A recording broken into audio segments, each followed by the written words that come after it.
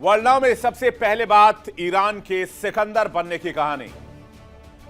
एक तरफ दुनिया का सबसे ताकतवर मुल्क अमेरिका, उसके साथ मिडिल ईस्ट का सबसे ताकतवर मुल्क इजराइल, उसके साथ मिडिल ईस्ट के 12 देश, उसके साथ मिडिल ईस्ट में मौजूद 19 अमेरिकी सैन्य बेस और सामने सिर्फ एक मुल्क जिसका नाम ईरान है। इतनी बड़ी ताकत, इतनी बड़ी शक्ति को झुकाकर ईरान इस इलाके का सिकंदर बन गया, हारी हुई बाजी को जीत गया और मिडिल ईस्ट का बाजीगर कहलाया। लेकिन यह मुमकिन कैसे हुआ? स्ट्रेट ऑफ होर्मुज, दुनिया की तेल सप्लाई की लाइफलाइन, जिसका कंट्रोल ईरान ने अपने हाथ में रखा। ईरान का यह वो मास्टर स्ट्रोक था जिसने सुपर पावर को घुटने टेकने पर मजबूर कर दिया। एक तरफ दुनिया की सबसे बड़ी ताकत जिनके साथ दुनिया के 12 देश खड़े थे और एक तरफ अकेला ईरान। फिर भी ट्रंप होर्मुज की बाजी हार गए और तेहरान सिकंदर बना। वही होर्मुज जहां हर लहर के साथ ताकत की सियासत चलती है और इस सियासत ने ईरान में ऐसा दांव चला कि पूरी दुनिया देखती रह गई और अमेरिका चारों खाने चित हुआ। कुछ लोग अभी भी कहेंगे कि अमेरिका हारा नहीं है या अमेरिका की ताकत के सामने ईरान टिकेगा नहीं, लेकिन ईरान ने जो स्ट्रैटेजी बनाई वो बहुत कमाल की थी, काबिले तारीफ थी, आला दर्जे की थी, जिसकी जितनी तारीफ की जाए कम थी। उसने उस जगह को निशाना बनाया जहां से पूरी दुनिया की इकोनॉमी कंट्रोल होती है, जहां से पूरी दुनिया में तेल के प्राइसेस कंट्रोल होते हैं, स्ट्रेट ऑफ होर्मुज। तो क्या है ईरान के सिकंदर बनने की कहानी और अमेरिका के झुकने की कहानी? चलिए मैं आपको विस्तार से बताता हूं। मिडिल ईस्ट में जंग सिर्फ जमीन या आसमान तक सीमित नहीं रही, यह लड़ाई पहुंची दुनिया की सबसे अहम समुद्री नस पर, जिसे कहते हैं स्ट्रेट ऑफ होर्मुज। इसी स्ट्रेट ऑफ होर्मुज को ईरान ने ब्लॉक कर दिया, सीधे सीधे चैलेंज किया अमेरिका, इजराइल और इनके सहयोगियों को। होर्मुज स्ट्रेट को बंद करना एक सैन्य कदम नहीं था, यह एक बहुत बड़ी कूटनीतिक साजिश थी और एक ग्लोबल इकोनॉमी पर सीधा अटैक था, दुनिया की सबसे अहम समुद्री लाइफलाइन। और अब इस पर ईरान का कंट्रोल है। कच्चे तेल और नेचुरल गैस की सप्लाई जिस रास्ते से दुनिया तक पहुंचती है, उस रास्ते को ईरान ने कंट्रोल करके एक तरह से अमेरिका की नाक में नकेल डाल दिया। सवाल यह है कैसे ईरान ने कर दिखाया। पहले आप देखिए स्ट्रेट ऑफ होर्मुज कहां है और उसकी जरूरत क्यों है। यह है स्ट्रेट ऑफ होर्मुज जिसकी तस्वीर इस वक्त आप देख रहे हैं। यह रहा, यह है स्ट्रेट ऑफ होर्मुज और यह 33 किलोमीटर जो चौड़ाई है इसकी, लेकिन इसमें जहाज गुजरने के लिए जो शिपमेंट लेन है वो सिर्फ 3 किलोमीटर का है। शिपमेंट लेन 3 किलोमीटर चौड़ा है, इसकी वजह से वो इलाका और सकरा हो जाता है। होर्मुज का सिकंदर कैसे बना? शिपमेंट लेन में बारूद बिछाया ईरान ने और इस पूरे इलाके को अपने कंट्रोल में ले लिया। यहां से सिर्फ वही शिप गुजर सकते थे जिसको आईआरजीसी की मंजूरी थी, या फिर वो शिप गुजर सकते थे जिसने आईआरजीसी को यहां से गुजरने के एवज में ईरान को रुपए चुकाए, यानी कि एक तरह से टोल टैक्स चुकाए। इसकी घेरेबंदी करके ईरान ने सिर्फ तेल ब्लॉक नहीं किया, ईरान ने क्या किया? ईरान ने खाड़ी में जितने देश मौजूद हैं इनके दाना पानी को भी कंट्रोल कर दिया। मतलब समझिए कि इनके खाने की चीजें जो पहुंच रही थी यहां से, जो बाकी सामान जरूरत का पहुंच रहा था, उसको भी ईरान ने बंद कर दिया।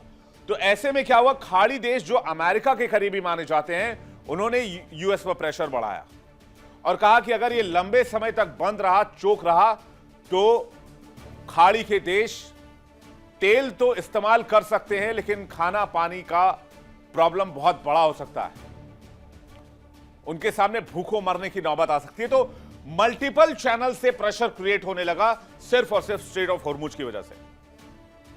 लेकिन इतनी बड़ी ताकत होने के बावजूद ईरान से स्ट्रेट ऑफ होर्मुज नहीं ले पाए डोनाल्ड ट्रंप। कैसे, ये आपको बताएंगे, लेकिन अब समझिए कि कैसे स्ट्रेट ऑफ होर्मुज को ब्लॉक किया। अब तक आप समझ रहे होंगे कि समुद्री जहाज, कच्चा तेल, natural gas straight of Hormuz से गुजरता है। लेकिन हकीकत में यह पूरी बात नहीं है। जिस तरह गाड़ियों की आवाजाही के लिए सड़कें, लाइनें, हाईवे होती हैं, उसी तरह समुद्र में भी सड़कें होती हैं।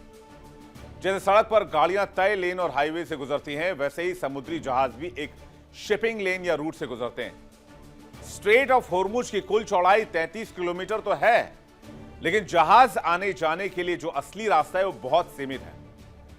एक प्लांट रूट होता है। स्ट्रेट ऑफ होर्मुज की चौड़ाई 33 किलोमीटर जरूर है, लेकिन समुद्री जहाज के गुजरने के लिए जो शिपमेंट लाइन बनाई गई वो सिर्फ 3 किलोमीटर चौड़ी है।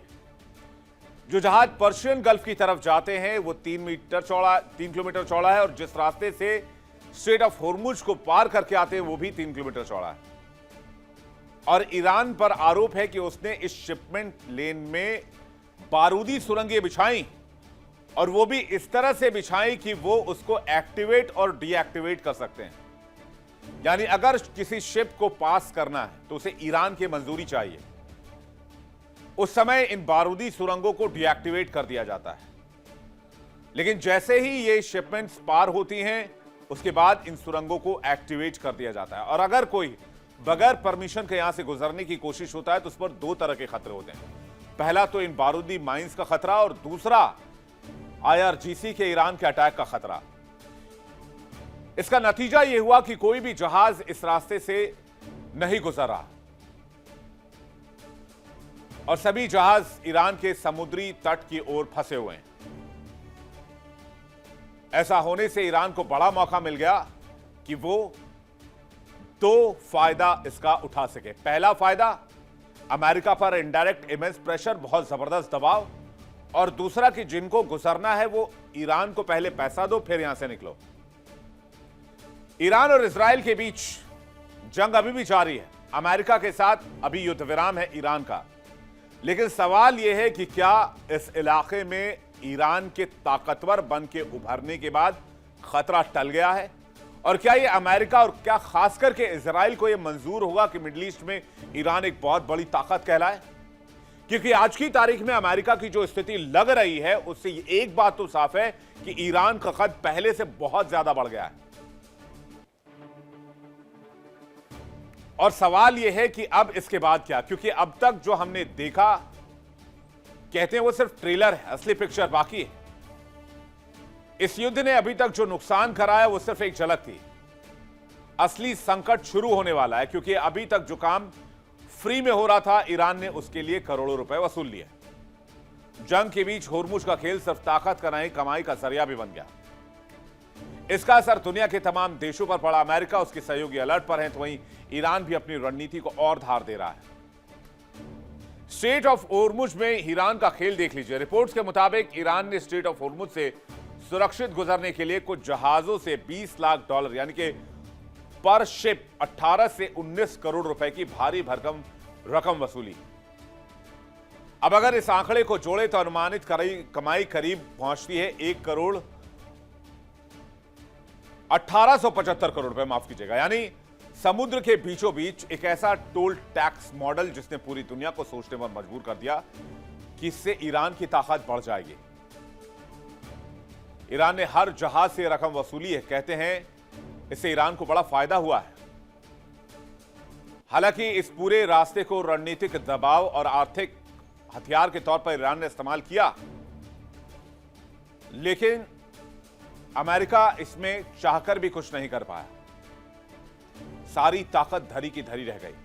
इधर ईरानी संसद सदस्य ने कहा कि युद्ध के दौरान पैसों की आवश्यकता होती है, इसलिए दूसरे देशों के जहाजों से पैसा वसूलकर युद्ध खर्च की भरपाई की जा रही है। अब इससे इंपैक्ट क्या हुआ? इससे इंपैक्ट ये हुआ कि एक तो होर्मुज बंद होने से ऑयल प्राइसेस जबरदस्त तरीके से बढ़े। अमेरिका में तो हालात ये हैं कि हर दूसरा अमेरिकी नागरिक डोनाल्ड ट्रंप को गरिया रहा है और कह रहा है इनकी वजह से ऑयल प्राइसेस बहुत हाइक कर गए, पेट्रोल डीजल गाड़ी में डलवाना मुश्किल हो चुका है।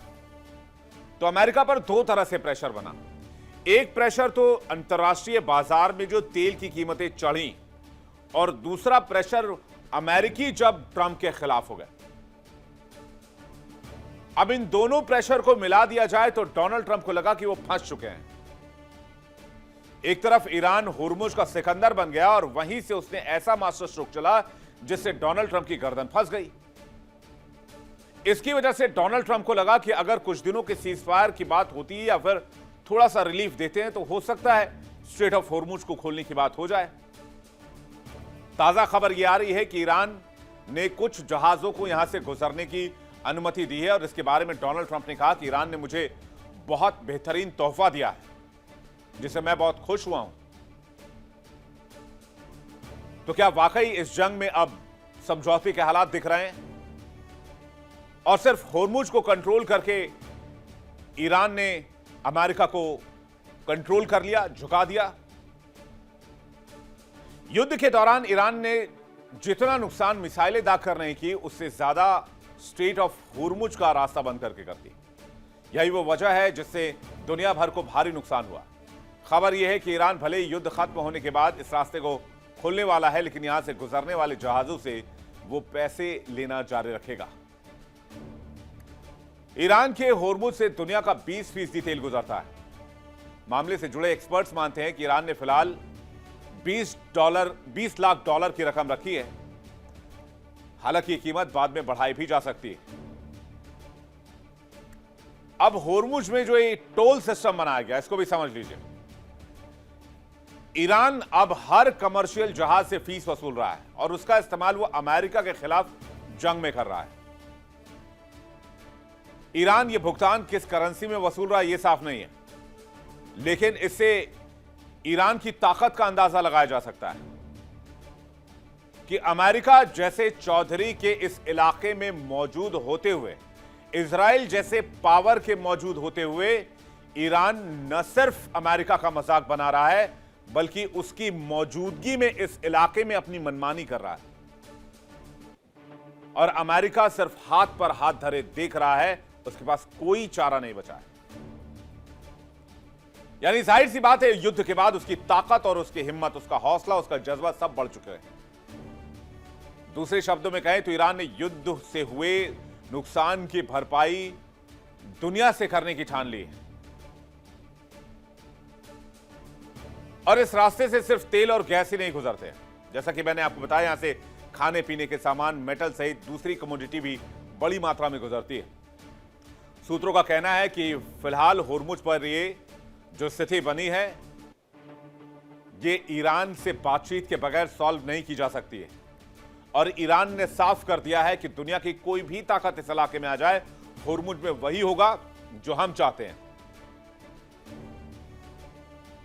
और इसलिए होर्मुज में अब पावर, प्रेशर और पैसा तीनों का खेल चल रहा है और होर्मुज वो इलाका बन चुका है जो ईरान का ब्रह्मास्त्र है, जिसके सामने अमेरिका जैसे सुपर पावर को भी घुटनों के बल आना पड़ा है और ट्रंप खामोश है, सीज फायर करने को मजबूर है। देखिए इंडिया डेली 24/7 अब आपके स्मार्ट टीवी पर। इंडिया डेली मौजूद है सभी डिजिटल प्लेटफॉर्म पर लाइव और लगातार। इंडिया डेली 24/7 हर दिन राष्ट्र को समर्पित।